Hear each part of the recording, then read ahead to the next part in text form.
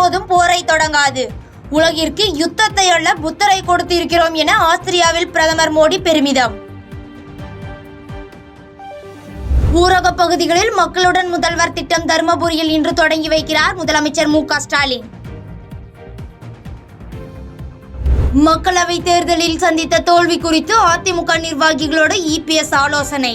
2026 தேர்தலிலும் பாமகவுடன் கூட்டணி இல்லை என்பதில் உறுதியாக இருப்பதாகவும் தகவல். விக்கிரவாண்டி இடைத்தேர்தலில் 82.48 விழுக்காடு வாக்குகள் பதிவு. வாக்கு எண்ணும் மையங்களில் 3 அடுக்கு பாதுகாப்பு. நீட் முறைகேடு வழக்கில் உச்சநீதிமன்றத்தில் தேசிய தேர்வு முகமை பிரமாண பத்திரம் தாக்கல். தேர்வுக்கு எதிரான அனைத்து மனுக்களையும் அபராதத்தோடு தள்ளுபடி செய்ய வலியுறுத்தல். இளநிலை மருத்துவ படிப்புக்கான கலந்தாய்வு ஜூலை 3ஆம் வாரத்தில் தொடங்கும். உச்சநீதிமன்றத்தில் மத்திய அரசு தகவல். இந்திய வீராங்கனை சாய்னாவுடன் பேட்மிண்டன் விளையாடிய குடியரசுத் தலைவர் திரௌபதி முர்மு. குடியரசுத் தலைவர் மாளிகையில் நடைபெற்ற சுவாரஸ்ய நிகழ்வு.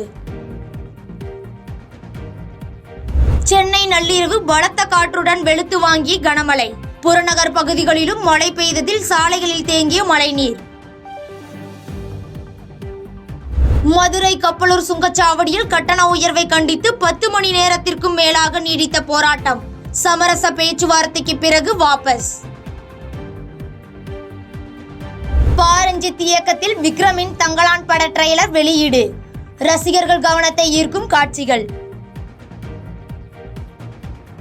ஜிம்பாப்வே அணிக்கு எதிரான 3வது T20 போட்டியில் இந்திய அணி வெற்றி. T20 போட்டிகளில் 150வது வெற்றியை பதிவு செய்து வரலாற்று சாதனை.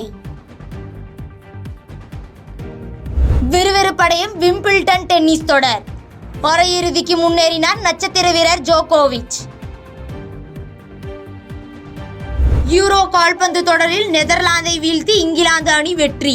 15ஆம் தேதி நடக்கும் இறுதிப் போட்டியில் ஸ்பெயினுடன் பல பரீட்சை. பாதகம் செய்பவரை கண்டால் நாம் பயங்கொள்ளலாகாது பாப்பா. மோதி மிதித்து விடு பாப்பா, அவர் முகத்தில் உமிழ்ந்து விடு பாப்பா.